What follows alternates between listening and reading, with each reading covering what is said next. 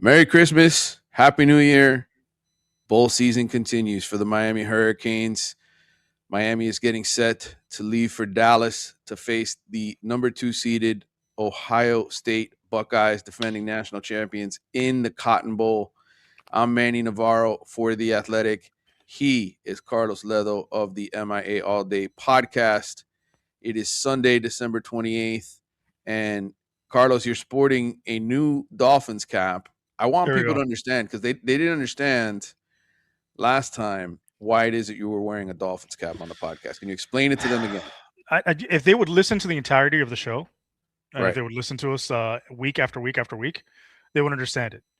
But I keep saying it in the comments. The reason why is I wore a Dolphins hat after the SMU loss, like the following show, and they haven't lost since then. So I just kept wearing a Dolphins hat every show since then, to try and keep that luck going. I've actually purchased 3 hats for the playoff run. There's the first one here, snazzy, Nice. little MD Nice. logo there. Mm-hmm. uh, to try and bring the luck. I have enough to go all the way through the national championship. So if the Hurricanes win a championship this year, you're welcome. And I want reimbursement for my hats. Well, the Canes are 3 wins away from winning the 6th national championship. What's felt like an elusive chase for more than 20 years. And you saw our last podcast. We talked about the history of that, what it meant to win at Texas A&M, what it means for the program going forward. They're playing with house money right now, Carlos. I think regardless of what happens in this game, a lot of people are going to say this was a successful season for Mario because he got them to a different level that they haven't been to in a long time. First of all, 11 wins, right? When was the last time that happened? And in the end, they're competing with the defending champions, right? They have a chance to beat them here and advance to get to the semifinal. So I think regardless of what happens in the outcome, people are going to be satisfied with the season. That said, I really think Miami can win this football game. And I know odds makers in Las Vegas say it's a 9.5 point spread, and the Hurricanes are the biggest underdog of the weekend, even bigger than Alabama against Indiana and Ole Miss against Georgia. Oregon, Texas Tech is basically a 2 point spread. Um, Miami's not expected to win this game, Carlos. Why do you think they can win this game? Well, I think, like we've talked about in the past, when you're playing in college football, it's not just about talent, it's also about matchup. And I think this matchup, specifically for the Hurricanes, is exactly one that plays into their wheelhouse. I think they've drawn 2 teams that they match up very well against in terms of styles. And I think this is the perfect opportunity for them to show off the sort of foundational structure that Mario Cristobal has envisioned, right? Their structure is based on offensive and defensive line play, physical toughness up front, beating teams at the point of attack, and then adding in that skill position talent around the edges. And I think what's bothered Ohio State throughout the year, in the few matchups that they've been bothered, is physicality up front. Right, you saw that with Indiana. Indiana's defensive line, their offensive line, sort of seizing control of the game. They even game one against Texas. Texas had opportunities against Ohio State. They ran the ball well, and they missed opportunities in the passing game. But they were physical with them up front. And they had opportunities to score. They got stopped at the 1 yard line, at the goal line one time. That easily could have been an overtime game. And Arch Manning missed a bunch of throws. They could have easily made them put them up early in the game, and it was because of the physicality of Texas. I think Miami's structure is a great matchup for Ohio State in terms of the Hurricanes, in the Hurricanes' favor, and I don't think it plays well with what makes Ohio State comfortable. Right? They've that physicality bothers them a little bit, I think. It does, and you saw Indiana do it to them in the Big 12 championship game. I think the Hoosiers had 5 sacks in that game. Even Michigan early in the first half against them.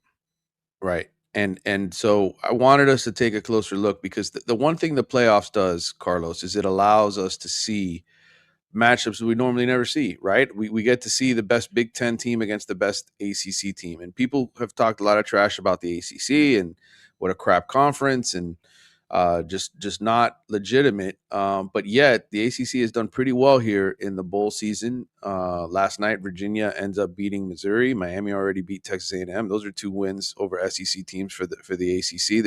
I think the ACC is 5-3 right now in terms of overall bowl record. So it's not a bad conference. The Big Ten, of course, has 3 of the 8 remaining teams.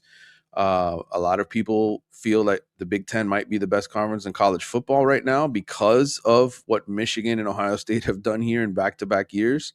But we're going to find out. We're going to see how good this Ohio State team really is. And I thought one way to do that would be to compare the Hurricanes to Ohio State's other opponents. And for that, I went to my trusty graphics, which I know you love and enjoy, and I put together Ohio State's entire schedule and looked at all their opponents, compared them to Miami, and we're going to take a quick look at this here on the screen.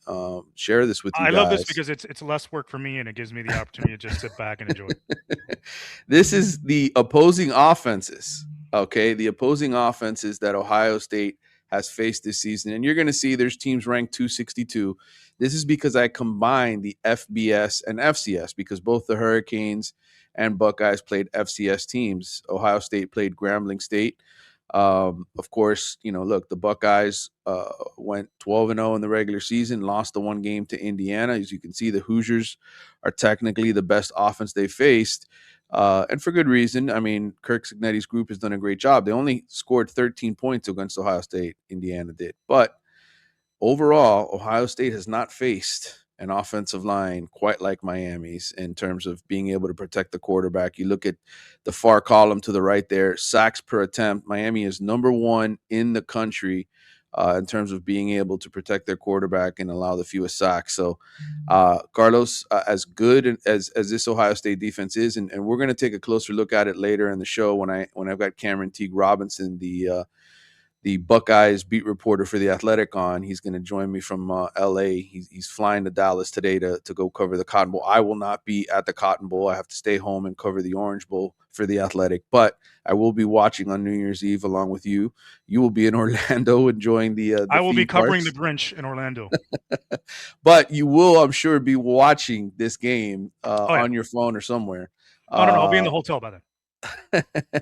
So we'll both be watching Miami closely, but it's going to be good to get Cam on because he does a phenomenal job covering the Buckeyes. Was there to cover their national championship season last year, and I'm going to ask him a bunch of questions. So that's teasing later in the show. But when you look at Miami and what they present from an offensive perspective against Ohio State, Carlos, what do you see? Sure. So their pass blocking unit, the Hurricanes, is number 2 in the country in terms of PFF grades, right? They have an 87.5 PFF grade. The only team that is ahead of them is Oregon. So this is the best pass blocking unit Ohio State is going to face all season. In terms of run blocking, the Hurricanes are number 10 in terms of PFF grades, was a 74. Only Indiana and Illinois, in terms of Ohio State schedule, are ahead of them, and they're barely ahead of them. In terms of Illinois, 74.4. Indiana 79.3, so it's not too far off. So in terms of complete unit, this is the best unit that Ohio State is going to face this season in terms of an offensive line. And I think in terms of schematics, one of the things I did was I went back and I watched the Texas game a little bit, the condensed version of it, along with Michigan and Indiana. And one of the things I noticed is that that Ohio State gives up some big runs on occasion. They are not, invulnerable in terms of the run game. They are one of the best run defenses in the country, right? But Right. they have chinks in the armor, and I think it's the way certain teams attack them and the way that the run plays they use that really affects Ohio State. And believe it or not, one of the ones that they use that really impacts them is what they call insert duo or insert tight zone, which means it's one of the Hurricanes' favorite plays, is where you have a tight end off the line of scrimmage, like the Hurricanes like to do, and they run duo or they run inside zone, but then they take that tight end and they insert him in between the guard and tackle to lead through, or they'll even bring a receiver in motion like CJ Daniels and have him lead through. And that's given Ohio State some problems. And then that's also been leading on to allowing teams to run outside zone as well when Ohio State tries to crowd the box. Now, there haven't been a lot of big plays against them, but Texas found room. They had a guy to average over 8 yards a carry against Ohio State. Indiana had a couple guys averaging over 4 yards a carry against them. Michigan had a guy averaging over 5 yards a carry against them. So there's ways and opportunities if you are willing to stick to the run game and try and physically beat up Ohio State at the point of attack and find ways to not just run in the A and B gaps, but also mix in outside runs with outside zones. I think that's going to be key. So I think that sort of thunder and lightning combo of Mark Fletcher and Pringle is going to be important in this game. Another thing that I found is, which Miami started using against Texas A&M in the second half, is the pistol worked really well against Ohio State. The reason why the pistol is an effective use of back alignment and changes things up, you might not think that it changes things up a whole lot, but it does because of the angle and the track of the running back. So when you're lining up normally in the shotgun, when you're running a spread offense, you have a running back to the side on either side of you. That track now becomes sort of horizontal, and you have to get an angle to be able to get downhill, as opposed to the pistol where you're lined up right behind the quarterback, and it's almost like you're in I formation again, and you're coming straight downhill, and you have more momentum and you're hitting the hole a lot harder. Yep. That also allows you a lot more visibility as you're coming downhill to read and react and cut back at top speed. The other thing it does is when you're a defense, you tend to align your defense sometimes based obviously on the strength of the tight end, but also on the alignment of the back. When you're coming in against a zone offense, a spread offense, more than likely the back is going to go across the quarterback to his run track, right? On occasion, they'll run counter and come back across, but for the most part, I would say 70% of the time, that back is going opposite of where he's aligned, right? Because that's the track, that's the motion. Whereas in the pistol, that's you can't identify that. You don't identify Mhm. that for the most part until the quarterback turns to hand the ball to the back, and even then, that track can be adjusted a lot easier, so it's harder to define. So I think the use of the pistol in terms of hitting the hole harder, hitting it faster, not allowing that fast moving Ohio State defense to react right away to the alignment of the back helps a lot, and it keeps Ohio State at bay. It makes them play a little bit more base instead of moving the defensive line, sliding them over, or rotating the coverage, or spinning down into where they feel the back is going to be in the run game. From an offensive perspective for Miami, what is the key to winning this game? If Miami runs for 150 yards in this game, they win the game. I think there's been teams that have pressed them a little bit. Indiana ran for like 118. Texas ran for just over 100 yards. Michigan had the opportunity to run for more yards, but they sort of gave up on it because they got behind. If Miami hits 150 yards rushing, that means they're running the ball well. They're controlling the clock. They're moving the chains. They're taking opportunities away from Ohio State, and they're putting Ohio State on their heels, which is something they're not used to. So I think that they can run for 150. They win the game. Also, I think Carson Beck has to be efficient and take opportunities as they present themselves and not try and force the ball and play a clean game. If he does that, I think they're going to win. The other thing they need to do offensively is another thing I noticed is, the secondary is really good for Ohio State, one of the best in the country. The thing they don't do well is cover backs and tight ends. Mm-hmm. One of their best linebackers, Avril Reese, is it, or Avril Lavigne? Yeah, I'm not sure which one is it. Is it Avril Lavigne? I think they have Avril Lavigne. Arvell Reese. Arvell Okay, Reese. that Yeah. guy, Avril Lavigne at linebacker. He's not very good. He's got a 50.9 pass coverage grade. He's great. They like to blitz him a lot. I think he's third in the team in sacks. But the issue with that is they like to involve him in the blitz packages, which Mm-hmm. which opens up his side. So what you want to do is twofold: involve him in coverage, one, because he's bad at it, and two, stress him to the point where he has to align to the back and match up on a back or tight end. That Mm-hmm. keeps him out of the pass rush as well. So you're actually hitting him with a double-edged sword. Not only are you making him cover, but you're stopping him from doing what he does best, which is come at the quarterback in the pass rush. So backs and tight ends this game, I think, are huge. And that one of that touchdown drive that Indiana had, that's what they started picking up on. They started hitting the backs in the flat along with the receivers in the quick game. I think the quick game and the backs and the tight ends are going to be very important. All right. We know that Ohio State has a tremendous defense, and this is going to be a really tough challenge for Miami's offense. But a lot of people look at Ohio State and they say, well, they've got Jeremiah Smith, they've got Carnell Tate, they've got Julian Sayin, who was a finalist for the Heisman. This is going to be Miami's toughest opponent from from a defensive perspective. That Ruben Bain and Mesidor and all the guys on Miami's defense, this is going to be the most stress that they're going to feel having to get to the quarterback and put pressure on him. Let's take a look here at Ohio State's opponents and the kind of defenses that they faced to this point. And Miami's right there at the very, very top, Carlos, when you look at everybody else that they faced this year. Indiana obviously had a lot of success against them. We mentioned the 5 sacks in the game previously, but you look at it, Miami and Indiana's defense, very similar in a lot of areas, allowing 2.9 yards per rush, so can absolutely shut down that Buckeyes running game. And then they both get after the quarterback at a high rate. What are your thoughts here as you look at the matchup for the Hurricanes? I mean, same thing. It's very similar. Again, like we mentioned a couple of shows ago, Indiana and Kirk Cignetti have built that program sort of the way Mario wants to build Miami, right? They built it from the inside out. They wanted to be tough. They wanted to be physical. They want to come downhill, and they want to be efficient with their quarterback playing the passing game. What the one thing that Indiana's had a great season. The one thing that Miami has a huge advantage over Indiana is the pass rush. The Hurricanes have the number 2 rated pass rush according to PFF in the country. That is the best pass rush Ohio State's going to face this season. I think the combination, I've said it all season, of Mesidor and Bain is the best defensive end combination in the country. And then you add in the interior guys like Blay, like Scott, like Moten. Those are guys that up there up front make a difference and can come after the quarterback.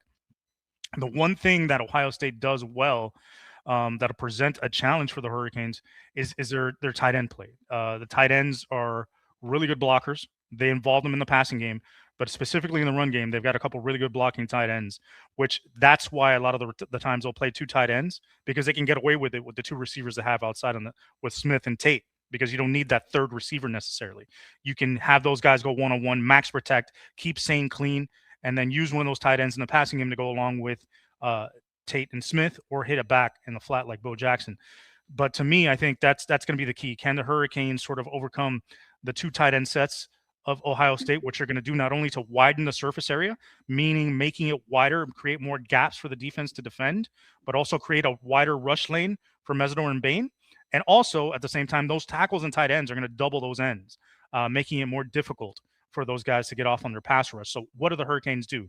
One of the things they can do is obviously slide Bain and Mesidor inside on pass rush downs, which they tend to do on occasion. That's a great way to keep them away from those double teams and work on interior guards and centers, as opposed to having to deal with a tackle and a tight end. Another thing they could do is slant, stunt, move that defensive line around to help keep them in motion and mess with Ohio State's protections. Yeah, one thing that is to Miami's advantage in this game is that Ohio State does have an injury to one of their starters on the offensive line. I'm trying to figure. And we'll get the exact answer here later in the show when we get Cam Teague Robinson. But they did have somebody banged up who I know is getting replaced in this game on the interior. So that's something I'm sure Miami is going to try to expose, Carlos. Aside from that, though, how do you cover Jeremiah Smith and Carnell Tate? Because that's the big question. So it's going to be difficult, and I think that's one of the disadvantages that Miami has. I think their outside corners are good, but they're not at the level of Keontae Scott in the slot in terms of level of player, right? I think Keontae Scott's the best nickel in the country. Outside, we're good. We're not great. And I think the way you defend that is you're going to have to play more zone. You're going to have to mix coverages. You're going to make sure you keep guys over the top. Poisner and Thomas need to be smart. Fitzgerald, when he's in there, you may play some more 3 safety looks over the top to try and keep everything in front of you and come up and tackle. One of the weaknesses the Ohio State offense has is their red zone offense. They are not the best red zone team in the country. They're good, but they're not great. So I think trying to play that sort of bend but don't break defense on the back end would be best for them.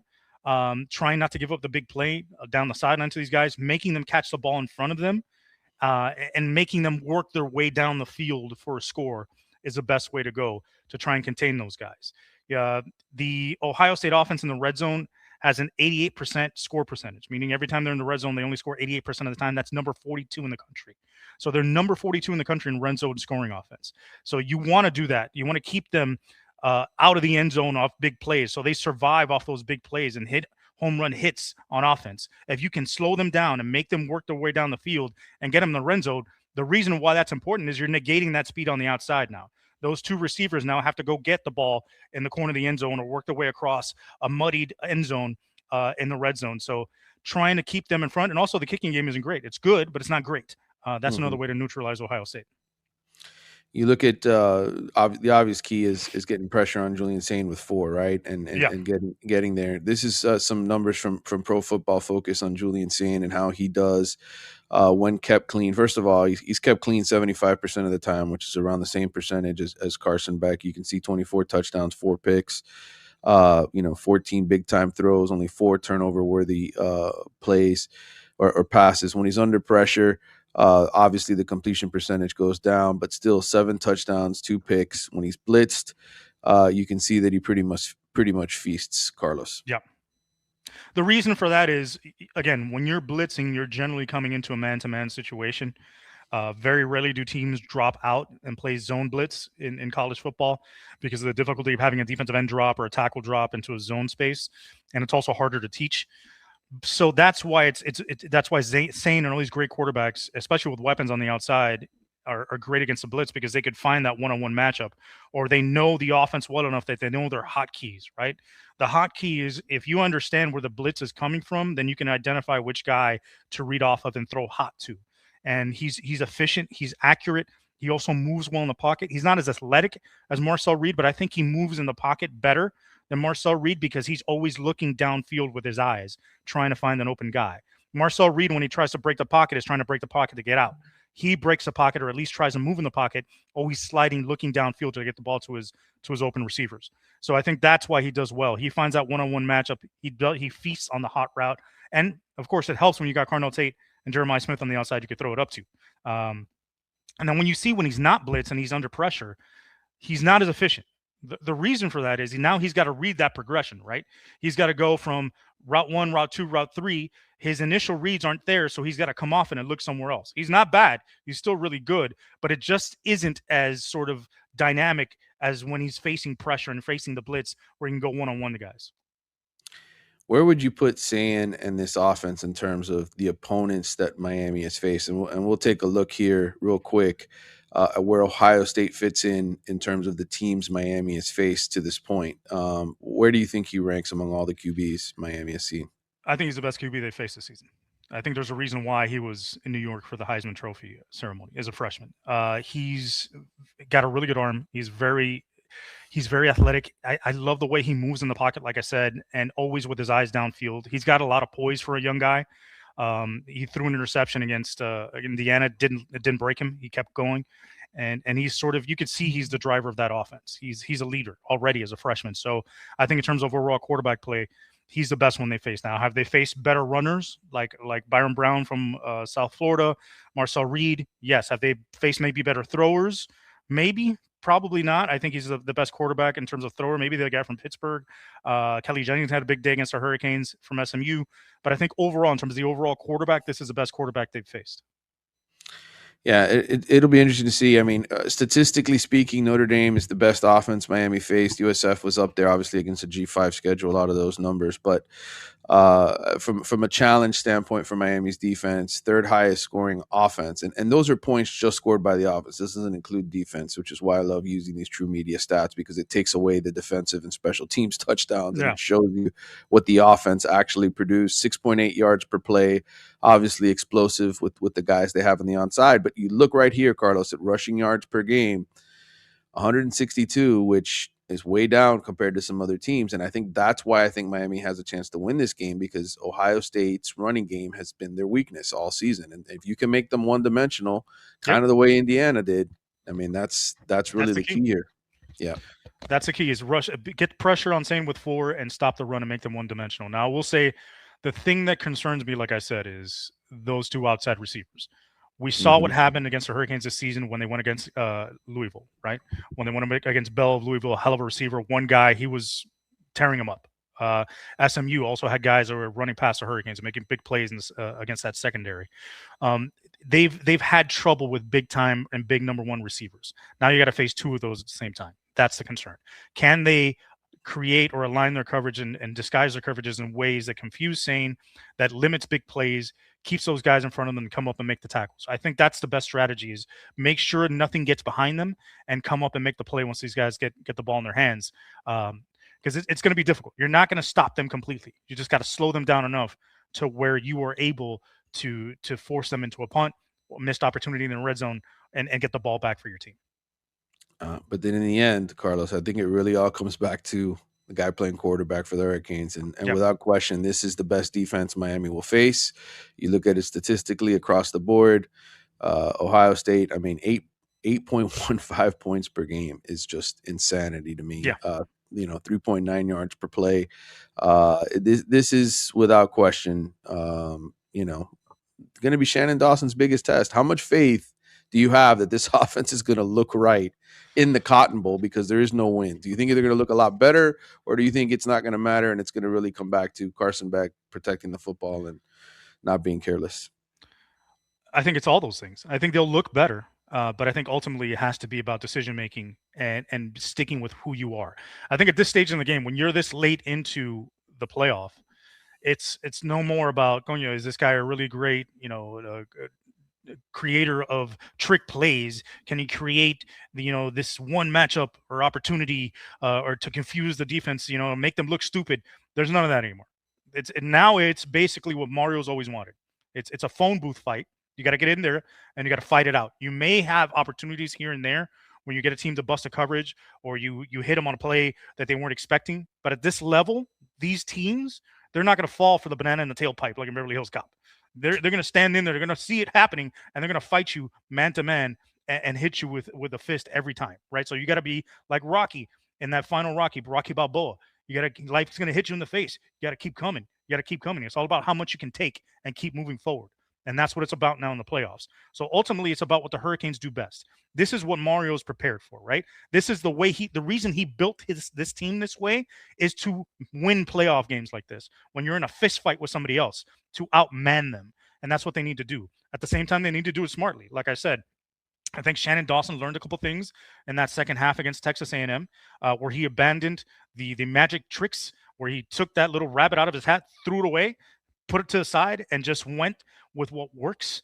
And I think he's going to use the pistol a lot more. You're going to see a lot of that insert stuff that I talked about. I also think there's opportunities to hit them with some plays that they're not expecting, in the sense of, one of the things I noticed about how Ohio State's defense is, they eat up quick screens. Like when you throw Mm-hmm. a quick screen to the sideline to a receiver, they tear that shit up. They're really good at defending it, especially out of bunch sets, wide bunch sets. So I would open up with one of those in one of the first series and fake a bunch quick screen and throw it down the sideline, because they're so aggressive in attacking it. And nobody really does that early on. They'll always start with the quick screen as opposed to going with the fake early on. Teams that do that, or mix in their play calls, make it less sort of robotic. I think that's one of the things that Shannon Dawson can do also, is break tendency, break up the way he calls his plays. He can call the same sort of plays, the things that make him feel comfortable, the things that work, but switch the order. Don't always necessarily call the same thing on third down. Don't always try to go to Malachi Tony with a jet sweep in this situation. I think you've got to use Malachi Tony as a decoy this game as well. You've got to run him in motion, fake jet sweeps, and then come play action off of that. Maybe run counters off of that as well. Fake the toss, hand it to the back, and run a counter the other way. I think a great play to really try and catch this defense out of position and use your talent, since he was insisting on handing the ball to Elijah Lofton last game, is bring Malachi Tony in motion, fake the jet sweep, and then shovel to the tight end on the tight end counter. The tight end shovel counter has been a great play for a lot of teams for a long time. It's been a wing T staple, used as a scissor play, where you hand it to one guy and he hands it back the other way on a counter.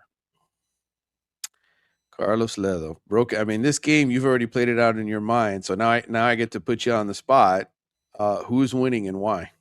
Well, first of all, the audacity of you asking me who's going to win this game. What hat am I wearing, Manny? What glasses am I wearing? Who's going to win this game, Manny? What is wrong with you? All right. Maybe the better question is, how does Miami win this game? How do you envision it playing out? There you go. I've That's given you the better for game you? plan here. Yes, thank you. I appreciate that. Miami wins by not turning it over, right? They've got to win the turnover battle. Like we talked about last week, Ohio State's turnover margin isn't the greatest. They don't turn it over a lot, but they also don't cause a lot of turnovers. If Carson Beck can be clean, if we can hang on to the football and avoid those mistakes, run for 150 yards. I think if the Hurricanes run for 150 and throw for a modest 200 yards, they win this game. If they could get 350 yards of total offense, if Carson Beck can be 14 of 20 for 200 yards with a touchdown and no picks, and they run for 150 as a team, I think they end up winning this game. I think if they get pressure up front with that front four, like I said, if they're sound on the back end and don't bust any coverages, don't give up any big plays, keep everything in front of them, make Ohio State earn it down the field and score in the red zone, I think this game goes in the Hurricanes' favor. Now, it's going to be a fist fight. It's going to be a slugfest. Ain't nobody blowing nobody out in this game. At the end of it, they're going to look like Rocky and Apollo at the end of Rocky 1, where they're both going to the hospital. But it's going to be a fun one to watch. And at midnight, not only am I going to be celebrating New Year's, but I'm celebrating going on to the next round, baby. Wow. So the final score, you got one for me? 24-20 Canes. 24-20 Canes. All right. I like it. I am picking Miami to win this game as well, Carlos. I don't know why. Probably against my better judgment, even though you gave the perfect dissertation on why they're going to win this game. I think ultimately it's going to come down to one thing. It's going to come down to the front four of Miami's defense creating turnovers and making Julian Sain look average for the first time. I know Indiana did a great job against them, but I think Miami's defense can do an even better job up front against that Ohio State offensive line, which is hurt and injured. Ryan Day will be calling this game, calling the plays in this game for the Buckeyes. I think that will affect things as well. Have a different guy. I know he's been part of the offense. I know everybody's like, well, he's always there anyway. It doesn't matter.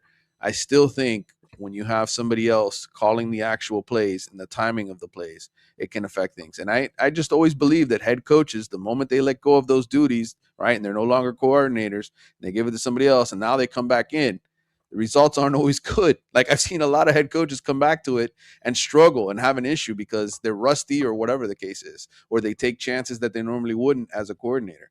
So I just think this game, it's on New Year's Eve. I think Ohio State has had a lot of time off, obviously, since the Big Ten championship game. Rather, I think Miami has gotten out of a lot of their rust in terms of when they played Texas A&M in that first half and struggling with timing and everything else. I think the offense is going to look better. And listen, I got history on my side. Last season, every team that had a bye got beaten, and I think somehow, some way, Miami's going to figure out a way to win this game. It's all about one word: marbles. Who's got the bigger marbles? Yeah, and I think I can see Carson Beck facing his old buddies at Georgia one more time. Oh, what a storyline that would be. Certainly would be. Carlos, let's get to the mailbag. I'm going to have Cam Teague Robinson on later on in this show. Well, before the mailbag, yes. I want your picks on the rest of the games. Oh, do you want my rest of the rest of the games? Okay, and this will be coming out in the Athletic at some point, so I don't want to give it totally away. But in terms of exactly what happens in each of these games, because you can just pick a winner. Oddly specific. Yeah, I think Indiana wins the Rose Bowl in a really close game. Yeah, I agree. I think Texas Tech knocks off Oregon. I think the Big Ten is down to one team in the semifinals.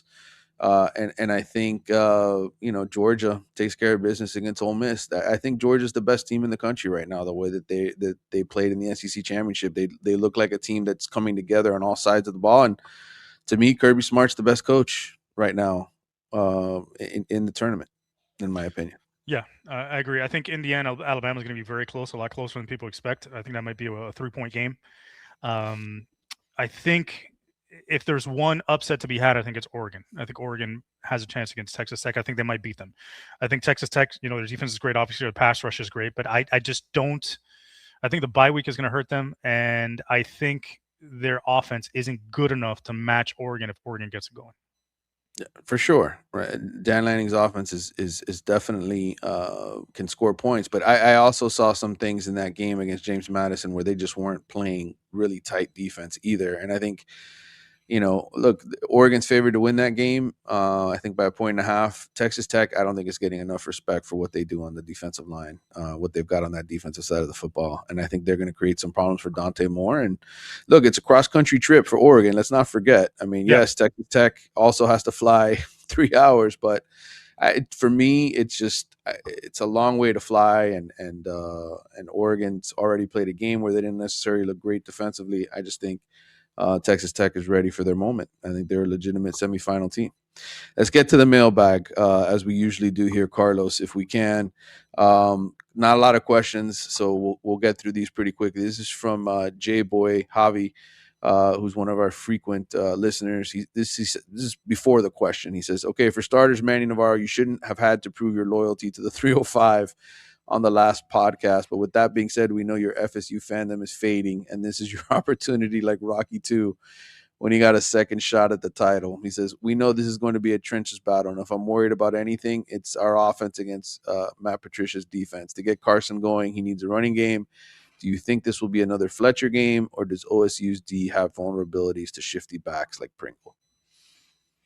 I think you need to mix in both. I think it has to be a combination of Fletcher and Pringle, and maybe even a sprinkle in a couple of carries for Marty Brown. I think they need to try and hit Ohio State with as many styles and from as many angles as possible. Obviously, you run your inside game, which is the core of your offense, but you have to mix in those outside zones. And one thing I saw that does not work well against Ohio State is running counter, because they're very Hmm. disciplined in terms of their gap control.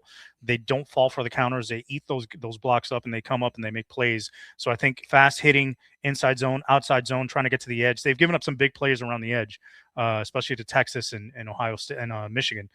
So those are some ways you could use Pringle to getting in that outside zone and getting the edge, and trying to get some thunder and lightning going. I think the thing that Matt Patricia does well on defense also is he mixes odd and even fronts depending on the circumstance and situation, especially on passing downs. He likes to go a lot of odd front.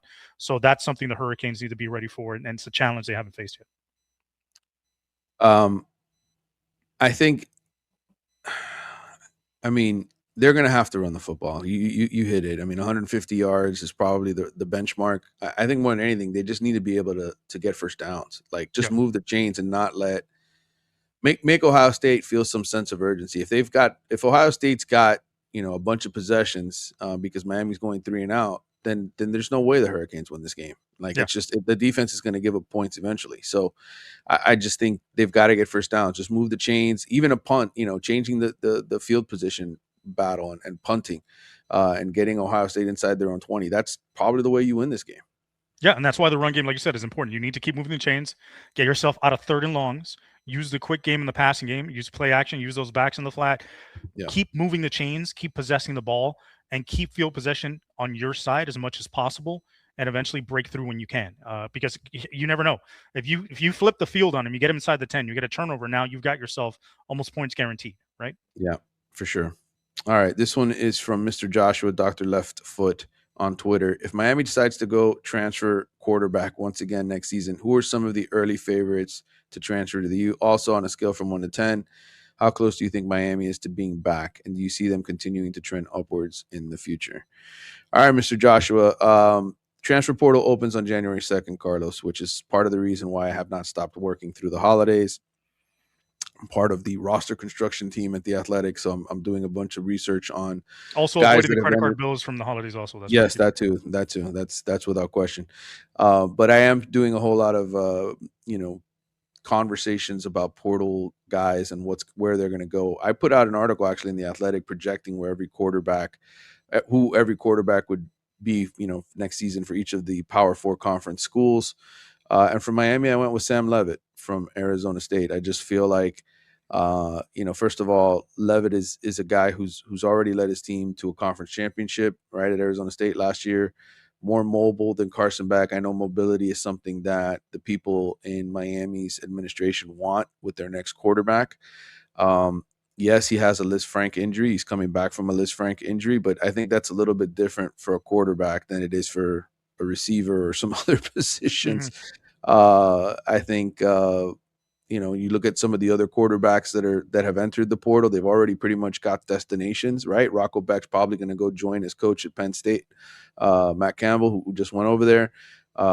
You look at the situation with Brendan Sorsby. His girlfriend is transferred to Texas Tech. She's a volleyball player. She's already over there. So Sorsby, as much as you might want him here to be at Miami, if you go with the girlfriend factor, what happened last year? Miami got Carson Beck's girlfriend, and Carson Beck came here. So I just think, in terms of some of the other guys that are out there, Josh Hoover probably headed to Indiana. That's what everybody's saying, that he'll be replacing Mendoza. So I just think other people already have destinations. I think Mestamaker from North Texas, the redshirt Love that freshman, too. big arm, big ability, big talent. You know, Oklahoma State with his he coach. could go to Oklahoma State with his coach, or maybe somebody else comes in like Oregon. I projected him actually to go to Oregon because Oregon, the kind of program that'll take a Dante Moore, right, and invest a whole lot of money in him and make him better. So I don't know what's going to happen here, Carlos. I know that that ultimately Miami will get a really good proven quarterback because I don't think they're going to go young.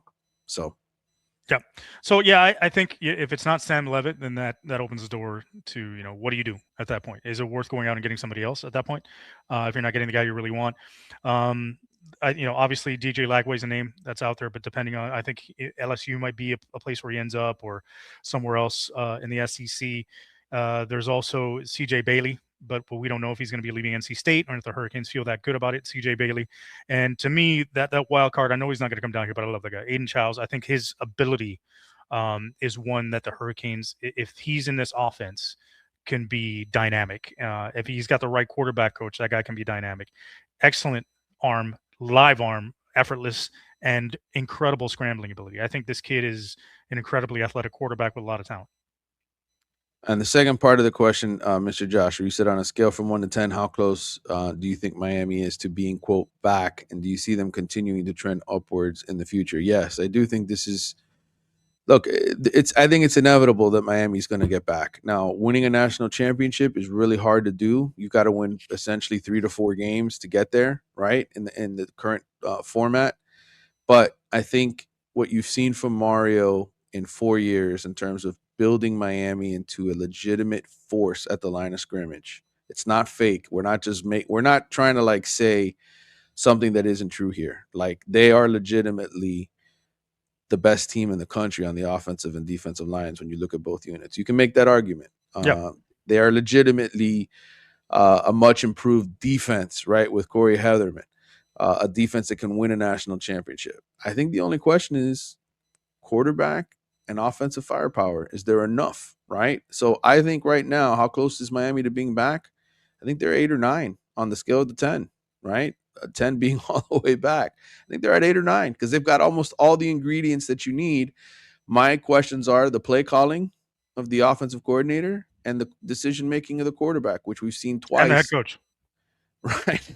Which we know Mario at times get medals too much in that. So I just, they'll have to prove it to me before they're all the way back. And we've said it here: winning a national championship is how you get back.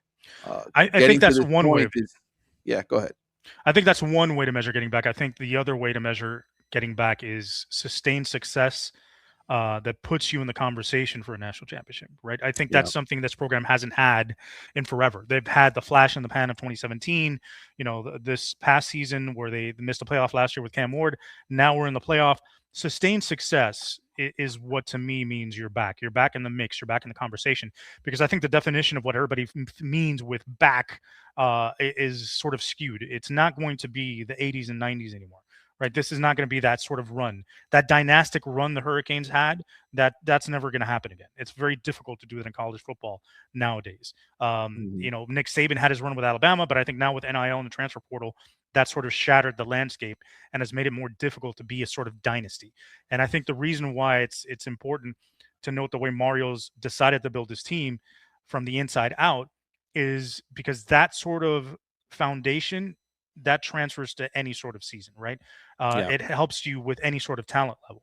As long as you're Yeah. really good on the offensive and defensive line, you may not have the best quarterback, but you can run the football. You may not have the best running back, but you could always protect the quarterback and throw it. You're always going to put pressure on the opponent's offense. You're always going to stop the run if you got a really good defensive line. You're always going to limit what the offense can do against you. So those things are great foundations because, like he said, they travel. It doesn't matter the weather, it doesn't matter the condition, it doesn't matter the opponent. If you're good up front, you're going to be a good team and be able to get to the playoff, be able to get to a chance to play for a conference championship, do the things you want to do as a team. So as long as that's in place and they continue to restock that talent up front and build from the inside out, they're always going to be competitive. Now, can they be elite? That's where the skill position talent and the elite and dynamic quarterback come in, and that's where you can hit here every once in a while. You're not going to hit every year, but every once in a while, every 2 to 3 years, you might have a quarterback receiver combination that is dynamic enough to get you all the way, or have a skill set or a group of guys that's so good working as a unit together that build off that inside out foundation that you get to a national title or win a national title. And I still think there's a way to go too with the running game. As good as Mark Fletcher was last week, I thought the run blocking the majority of the season wasn't as good as it could have No, it been. wasn't. And I think as good as Mario is at building an offensive line and making it look intimidating from a size perspective, I think there are areas where him and Alex Mirabal can improve, and that's good. That's good that they can Yeah. continue to challenge themselves and have something to strive for. And I think they started to learn that. I mean, we talked about it all season. The way their run schemes can't just be 3 yards on a cloud of dust, come straight downhill at people. They need to mix Mhm. it up and be varied and try and stress teams in different ways. All right, a couple questions here / comments from Saunders in 3D on Twitter, also known as Vitamin D. Nobody is talking about the Ohio State schedule outside of Indiana. Who have they played? The OSU secondary is the weak spot. They've only been tested by Indiana. Downs hangs around the box, and the rest can be had. And they're all pass interference machines. Yeah, Miami's matchup. the Ohio State sucks now, is what this guy's saying. Well, I think what he's trying to say here is they can be beaten, they can be had on the defensive side, and we'll talk to Cam Teague here shortly to ask him some of those questions, Carlos. But I think, look, this isn't an insurmountable opponent. I think that's the bottom line here. I think Miami has an avenue to win this game. I'm picking them to win this game. I think to say the secondary is the weak spot, I'll believe it when I see it. I think my question to you in regards to his commentary here is, does Miami have enough, you think, at the wide receiver position in this game to, I don't know, have they shown you enough over the season to say they can make a couple big plays down the field, not just Malachi Tony? Yeah, I mean, there's one guy I would attack. The Jermaine Matthews is one of their corners. He's only got a 62.6 coverage grade. He's the weakest corner, the weakest guy in the secondary they have. He's a guy that can get got. So if you're going to go at him, you can go at him with Josiah Trader. You can go at him with C.J. Daniels and try and make some plays over the top on him and single things up. And like I said, you also want to attack Alvaro Reese with his crappy coverage grade and get him out of the pass rush and make him defend. So I think there's enough to make the necessary plays to win. You don't have to make 320-plus yard plays or 420-plus yard plays in the passing game, throwing the ball down the sideline to be able to win this game. A 5-yard hitch that turns into a 7-yard gain, an 8-yard gain, or consistently getting 4 to 5 on quick throws, that's just as beneficial in this sort of a game, because as long as you're moving the ball and the chains are moving and you're putting stress on that defense and they can't stop you, you are accomplishing the goal, right? The other thing it does is when Ohio State's going to get in this game, they're expecting to win. Let's not all, bullshit each other. They probably think Miami's inferior to a lot of the teams they played this season, right? Especially Indiana and Michigan. So what they're thinking is we should be able to handle these guys. Carson Beck isn't the greatest quarterback. We should be able to stop this guy. But if we keep moving the ball, eventually I think Patricia's going to get frustrated and try and get out of his comfort zone and try and really attack the Hurricanes offense. And that's when the opportunity opens up for a big play because they start pressing. So it's just really a game of being patient, sticking with it, continuing to find your opportunities like a boxer would, using your style against the opponent and waiting for the opening and taking advantage of it. It's going to be a fascinating chess match. Carlos, final question here from Armando Izaguirre, and then you can head off to Disney. What head off to packing first of all? Yes, you got to pack first, but you can start going up to Orlando, and I'll be up there myself Tuesday for the Under Armour All American Media Day. I got work to do before I cover the Orange Bowl and watch the Canes on Wednesday night. Armando Izaguirre says, "What will the media takes be if Miami wins, and what will they be if they lose?" I think if they lose, I don't think anybody's going to be hard on them. They're going to say, "What a great season." They got to, they lost to the defending champions. There's nothing to be embarrassed about. If they win, Carlos, I think the media takes will be Miami can win the national championship, and you're going to have a bunch of people jumping on the bandwagon. And just like Rose did not allow Jack onto the door in Titanic, I don't want him near my door. Get your ass away from my door. If we win this game, I want you off my door. I want you away from it. I want you to sink with the rest of the crew. Go down with the captain. Go down with the band. I want you out of here. I want you in that freezing, ice-cold water sinking to the bottom. Nobody else is allowed on the bandwagon. Nobody else. You weren't here. Man, you wasn't with me when I was working in the gym. It will be interesting to see which media types jump on board, Carlos. People are going to accuse us of being jumping on the bandwagon and non-believers. I mean, what did I say prior to the season? I think I said 11-1 ACC champions. They'll get to the playoffs. I was wrong. They were the same. They were 10-2 and made the playoffs anyway. So, but nobody listens to us anyway. I mean, it's fine. Nobody pays attention. They hear what they want to hear. Yeah. Well, listen, I hope you have a good time out in Orlando. I hope the Canes get the job done Wednesday, and in terms of just looking good, looking the part, win or lose, look the part, right? Look like you belong there, and I think that'll go a long way towards helping this program continue its ascent. I think everything they've done to this point has done that, but it'll only sort of reassure that.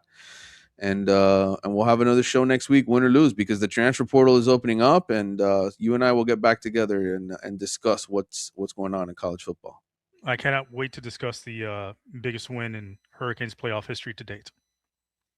All right. With that, I will continue the show with Cameron Teague Robinson a little later this afternoon. You have a safe drive up to Orlando with the family. Yes, sir. Thank you. Peace. All right. It's time to catch up with the Athletics. Cam Teague Robinson, beat writer for the Ohio State Buckeyes, who joins me now from LAX on his way to Dallas for the Cotton Bowl. So, Cam, the last time I had you on my podcast, you were here to talk Louisville football. That's how far Miami's come. Yeah. We have now elevated to the Ohio State level. That's true. That's crazy. Tell me what it's like covering this program. You obviously were at a pretty good program at Louisville that had some success, right? You were there were you there with the Lamar Jackson years too? No, I covered all of Scott Satterfield's years. All of Scott Satterfield's years, and now obviously you've jumped on the Ryan Day train there at Ohio State. What's the biggest difference from a journalist perspective? Just the beast of covering Ohio State. Yeah, it's probably I stopped. It's probably the sheer size of the beat. Honestly, it's amazing how large the beat is. I mean, I feel like I walked in my first press conference. I was like, this is like 5 times the amount of people at Louisville. Like I would run Louisville press conferences at Ohio State. I get my question and they move on. So there's a lot of competition on the beat, but also it's just like a lot of ways to try to find new ways to write and cover things. And I think that's been good for me, trying to find new ways to cover Ohio State that everyone else isn't. But it's so many people. So, there's so much content coming out of different places. This game, everybody looks back and says, "Oh, it's a rematch of the 2000," and it's like, dude, that game was so long ago. That Fiesta Bowl, that really none of the players even really know about it if you don't tell them about it, right? I mean, Jeremiah Smith wasn't even born, right? So Miami's been trying to get back to a point where they play in an important football game, and they finally pulled it off with probably the best defensive performance I've seen from them since those great teams, right? Against Texas A&M. And I know the wind had a whole factor in it. They're going to be playing in a dome in this game. And the experts in Las Vegas think, this is a 10-point game for Ohio State. How do you view this? You watched that game. You wrote a story on it for The Athletic. How do you view Miami's chances against this Ohio State team? Honestly, probably better than some people in Columbus. The defensive line is a threat. It's a real, and it's not just Bain. I think Mesidor is good. The guy, I don't know his name. Number 11 inside at D tackle is I was rewatching some of Miami stuff earlier in the year. He stood out to me sometimes more than Bain and Mesidor. He's a game wrecker in there. So that's a real problem. And Ohio State is coming off a Big Ten championship game where they gave up 5 sacks, and that's going to be the last thing in everybody's mind is the sacks they gave up and how they can come back from that. So I think that's the problem. I think Ohio State has to feel comfortable defensively going against Miami because they've stopped the run most of the year, and I think if they're going to be their plan and try to make Carson Beck beat them. But if it's a low scoring game and Miami's able to muck it up similar to how Texas A&M was, I think there's going to be some people in Columbus who are a little worried as the fourth quarter comes. I agree. I'm giving the Hurricanes a chance to win this game, and I had a big segment here with Carlos Ledo, my co-host, earlier, and we were just sort of comparing Miami to some of the other teams Ohio State has played this year, and right up there with the best competition with Indiana as far as the defense. Miami's right there with Indiana, and then offensively, I think you hit it on the head. Miami really hasn't been a very successful running team. They ran the ball well against Texas A&M. But I thought that was more out of necessity just because of how bad the wind was. It really comes down to Carson Beck and how he plays in this game and whether or not you get 6 interception Beck, which is what he was in the 2 losses, or the guy who's looked pretty good otherwise in the wins. Even the Texas A&M game, I thought he played well because he didn't put the ball in danger. Yeah, no, I agree. And I think for Ohio State, when you look at this matchup defensively for them with Carson Beck and Malachi Toney and what Miami does, what do you think is the key for Ohio State to get the win? Yeah, honestly, I think it's their linebackers. I think Sonny Styles, he doesn't get a lot of the credit because Arvo Reese has had such a great year, but man, I thought he was the best defensive player on the field against Indiana. He completely took away their run game. Now they popped a couple big runs when they ran away from him, and sometimes you can have success kind of running some like kind of gap schemes to the short side against Ohio State. But if Sonny Styles is stopping the run, and I think what Matt Patricia's going to have to do, because Miami's offensive line is very, very good. I don't think Ohio State's going to have a ton of success just rushing for and just not being creative. So luckily, that's what Matt Patricia is really good at. Is he is very creative up front. They will stunt Arbel Reese in. They'll do some different things. So I look at Arbel Reese both as a pass rusher and a kind of a spy on Carson Beck, kind of playing some late delayed blitzes, and then Sonny Styles, how does he impact the run game? If those two are locked in, I think they can really kind of shut down this Miami offense. What makes Julian Sayin so good versus the blitz? He's very smart. He knows where to go with the ball.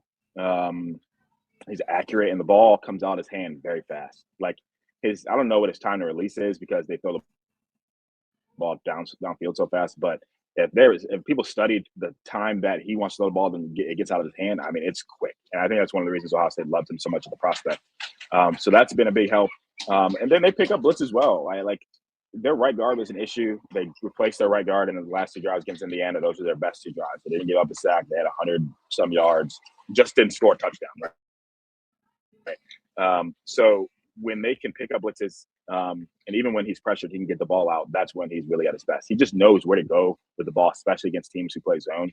I think there was some confusion against Indiana, in part because I thought Indiana did a good job in the coverage, but it just didn't seem like they were as prepared as they needed to be with all the extracurriculars that went on that week. There were some blitzes where I thought he had some hot reads that he didn't throw, and they didn't really adjust until later in that second half. So, but yeah, the ball gets out of his hands very, very quick, and he usually knows where to go with the ball.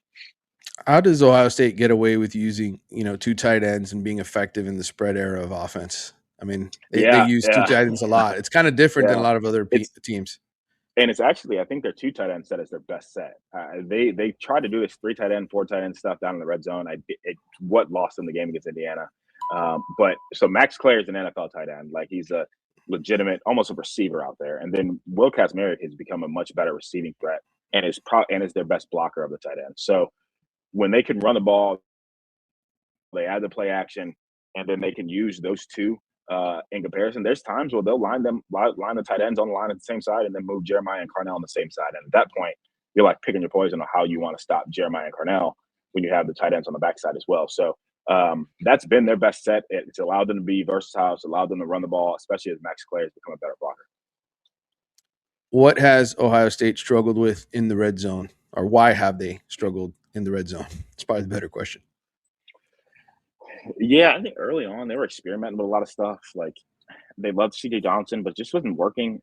Or especially the first half of the year, they had some real targeting issues on the offensive line and tight ends. Like you go back and watch the Illinois and Wisconsin game, they were abysmal up front. They could not get a yard because they couldn't target people. They had pull guards and they pull tight ends, and people would just come free, like run right in between the guard and the tight end. And it was really bad. It's the reason Jeremiah got hit hard against Illinois. And Ryan Day lost his mind. It would have been a touchdown if he got picked up. And Ryan Day lost his mind. Jeremiah went out for a play, and the whole world the sky started falling, and then he went back in. But they've done a lot better job at that the last couple weeks. I think the Indiana game was just a lot of poor play calling, and I think they thought that they could line up and just bully Indiana, and they just couldn't with all those tight ends, especially with some of the issues they had up front. I think that they're best, especially in short yardage and in the red zone, when they have 2 tight ends out there. And even when they put Brandon Ennis out there in the slot, like that's what they scored that touchdown on, was 13 personnel. They had 3 receivers out there. So like I just feel like that's when they're at their best, is when they spread teams out. But sometimes when they have their issues, they tend to go tight and they tend to try to put a bunch of big bodies out there, and it just doesn't work. And Julian Sayin sneaks, it just haven't worked. I mean, he's converted 2, missed 2. He just seems to go down too early in quarterback sneaks. And this is one of those things I feel like you have to scrap at this time of the year. How different is it going to be with Ryan Day calling plays? I know he's a part of it all. He's always is. Yeah. He's a former OC, but he hasn't called a game since that Cotton Bowl loss, right, to Missouri? Yeah, it's in Missouri. In 03. Yeah. How do you think it'll be different? I don't know. I'm curious about that too. More the processes of things. I think Ryan Day does a really good job of, like, he was very, very heavily involved last year in the playoff run. Like, he didn't call plays, but he was like in the room with everything. And his playoff games, when he's healthy, when he has a team that he can use, unlike the Cotton Bowl against Missouri, he usually unleashes a lot, especially when they're indoors. So I'd expect him to come out and throw the ball. I expect him to be very versatile and kind of spread Miami out. I'm just more interested in, like, the process of it all. He's going to be on the field. He's going to be relying heavily on Hartline and Keenan Bailey, who are going to be up top in the box. And it seems like that's a hard thing to do when without any game experience, and now you're going into the playoff. So, like, you don't really have a chance to iron the kinks out of that. So I'm interested on how that goes. As a play caller, though, I think they'll be fine. I think he knows, especially after the Indiana game, that, like, they have some things that they need to do in terms of spreading people out, and they can't go back to some of the 13, 14 stuff. So I believe.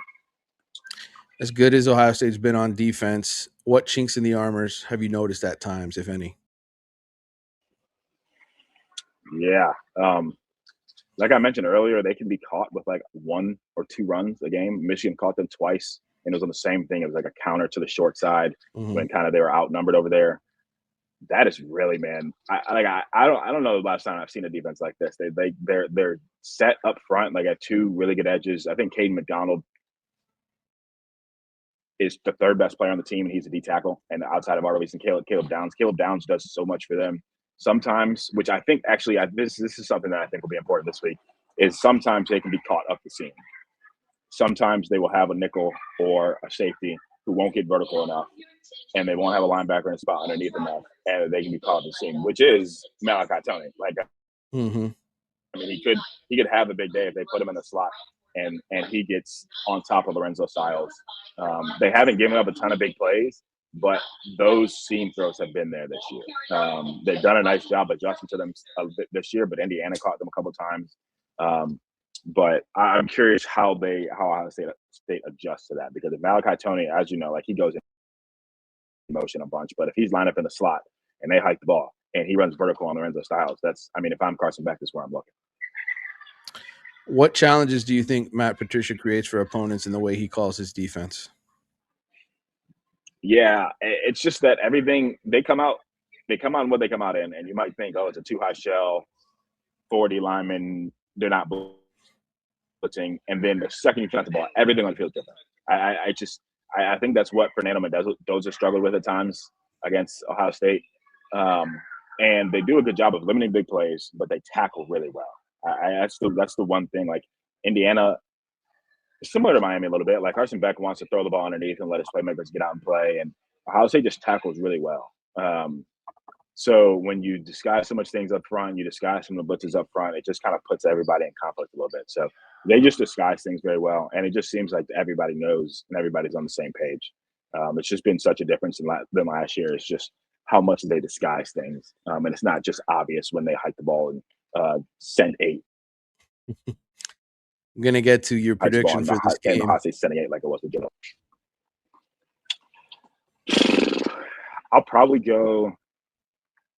I'll go Ohio State 23, Miami 13. Okay, that's where I'll go. So they're covering the spread. All right. Yeah, I think so. I think they'll struggle offensively. I think maybe it'll be close, and they'll get a touchdown late. No one scored more than 16 points on Ohio State yet this year. I don't expect that to happen unless Julian Sand throws a pick 6. Right.